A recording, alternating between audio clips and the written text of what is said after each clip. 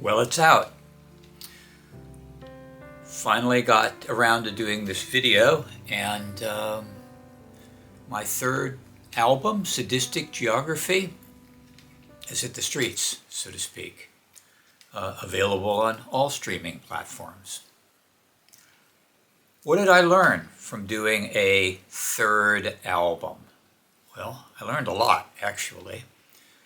The first two albums, I think the major observation I got that was negative was that they were a little impenetrable. Not to me, not to some people, but to others. And so I wanted to make something that was a little more easy to access. And I think this album did that. In fact, I know it did, based on what I've heard. I also learned that what I wanted to do, one of the things I set out to do, among many of the things I set out to do, was to make an album that had a theme. And what I arrived at in terms of a theme was individual search for meaning, either through or in spite of religion or spirituality, which sounds like a woo kind of topic, but it worked for me. And so the album starts like many fairy tales at the end and ends at the beginning. And each one of the songs tends to play through this theme, sometimes backward, sometimes forward. I also learned that what I wanted the album to do is not just have a theme, not just tell a story, but also to do it sonically as well. I know a lot of people don't listen to albums anymore, which is really unfortunate. It's kind of like reading a book and just picking the chapters out that you find are interesting. And I guess some self-help books are like that, but certainly not a novel. And albums can be like a novel. And so I wanted sonically this album to make sense. And so it starts out quiet, it builds up, it goes down to quiet, it builds up, it goes down to quiet. And each one of those up and downs relates to that theme. In order to support that, I worked pretty hard with my mixing and mastering engineers to help create that. And as you know, or may know, or don't know from previous videos, I don't mix and master, at least final mix and master my own albums. I do it for a couple of reasons. One of which is that there's a lot going on in my albums. And there's vocals, there's background vocals, there's synthesizers, guitars, basses, on and on and on, percussion. And I don't feel comfortable being able to place all of that in the mix such a way that I get my best result. The second reason is because I do most of it myself, and I don't get the kind of feedback that one can get if you're working with other band members. And as I've said before, when I record something, at the end, I hear what I intended, but the engineer hears what you did. And the objective is to bring those as close together as possible. And on the third album, I think I've finally gotten the process down. And the process being that what I did is I would sit down in previous albums way too much with the engineers. And watching someone mix your album is kind of like watching paint dry. So this time, I only sat down for about 4 hours.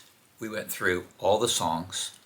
I talked to them about what I was trying to achieve with each song, sonically, thematically, how I thought it fit in the overall composition of the album.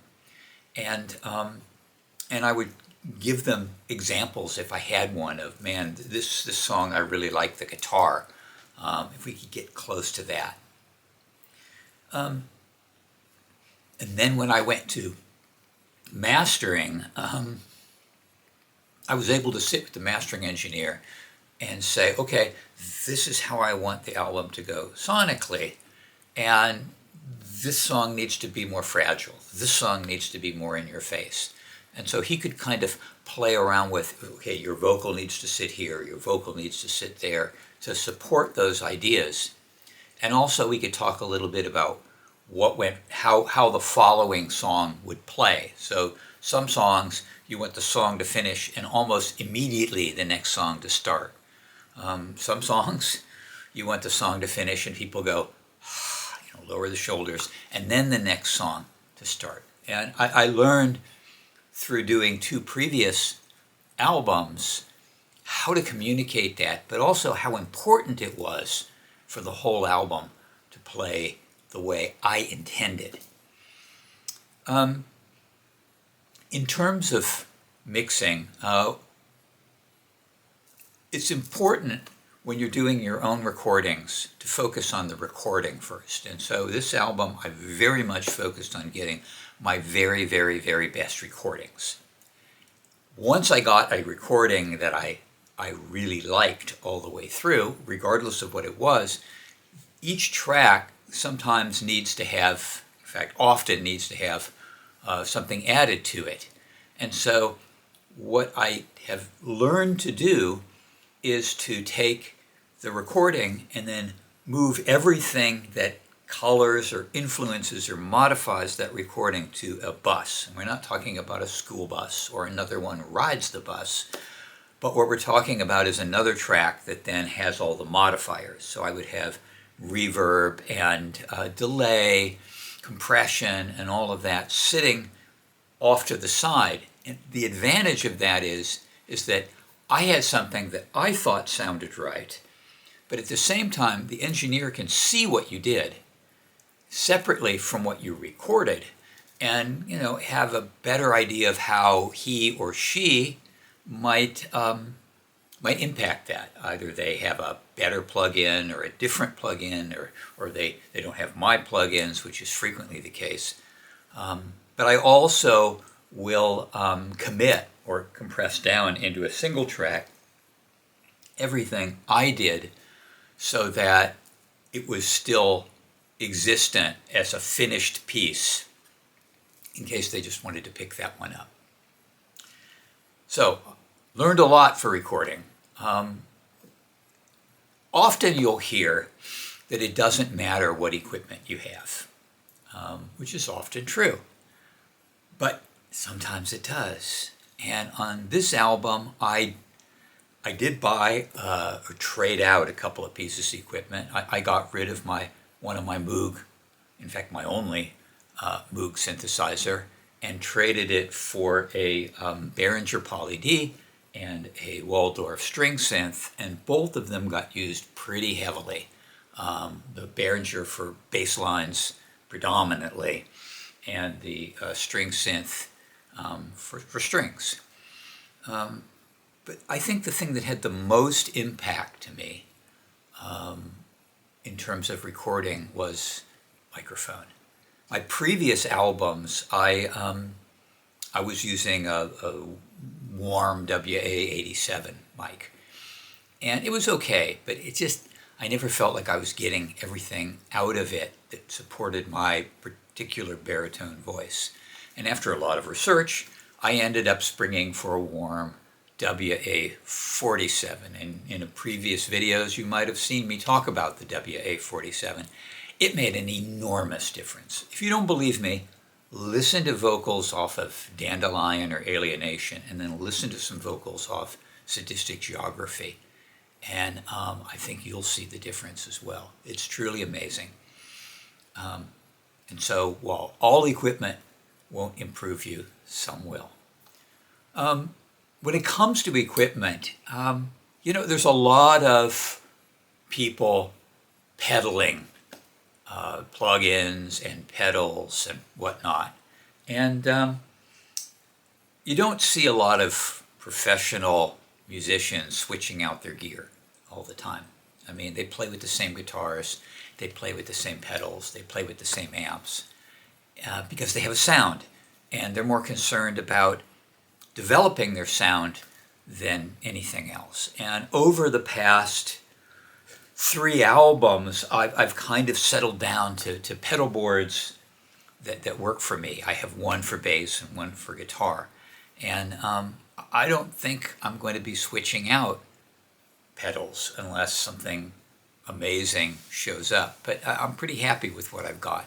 And so I would challenge you, both in terms of pedals and plugins, not to just fall for the whole gear acquisition syndrome, but to think about what you're trying to achieve sonically, get to there, and then call it, and work on your content as opposed to your equipment. That's pretty much the album per se. So I worked on themes and content. I worked on the recording and mixing and mastering process. I worked on improving the equipment where I could improve it. And I think the question now comes to where to go from here. Having learned all of this, where do I go from here?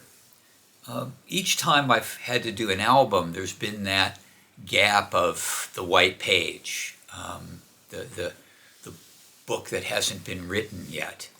And frankly, I did not have something that I was really anxious to do. And I thought, well, maybe what I need to do is to work outside the box, so to speak. And in doing that, I bought a new box. I've always been terrified of the Elektron boxes. They seem impenetrable, hard to learn, lots of controls, lots of stuff going on. And I decided this time to spring for buying a Syntakt, in this case, and I'm going to learn how to use it. And I am attempting to learn how to use it because I believe that, just shaking the tree, trying something different, heading in a new direction may give me some other ideas and create some different types of music. We'll see, but it's a theory anyway. At the end of the day, regardless of where you are in your recording adventure, if you're older like me, if you're just getting started, or if you've played for a while but never recorded anything, I think the important thing is to understand that the process of recording your own music gives you a different outlet, a different view onto music in general. So when I listen to music now, I don't just listen to the song. I listen to the mix. And I'll put the headphones on or the ear pods in, and I'll just listen to how it's mixed. Or I'll listen to how things transition. Or I'll listen to where things sit in the mix. And it gives you a whole new window on music.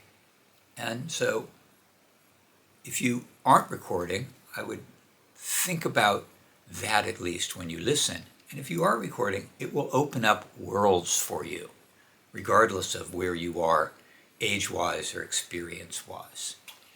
One of the things I do when I'm listening to music is if I hear something, either an instrument or a take on an instrument or a mix that I particularly like or something, I'll just stick it on a playlist. I stick it there, I stick it there, I stick it there.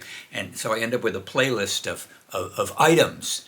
And sometimes I get stuck. I don't know what to do for a particular thing, and I can go back to my playlist, and I can hear it. And I know professional musicians, they do the same thing. I know that that they have places they want to go, or they just have challenges they want to accept, and they have playlists that reflect that.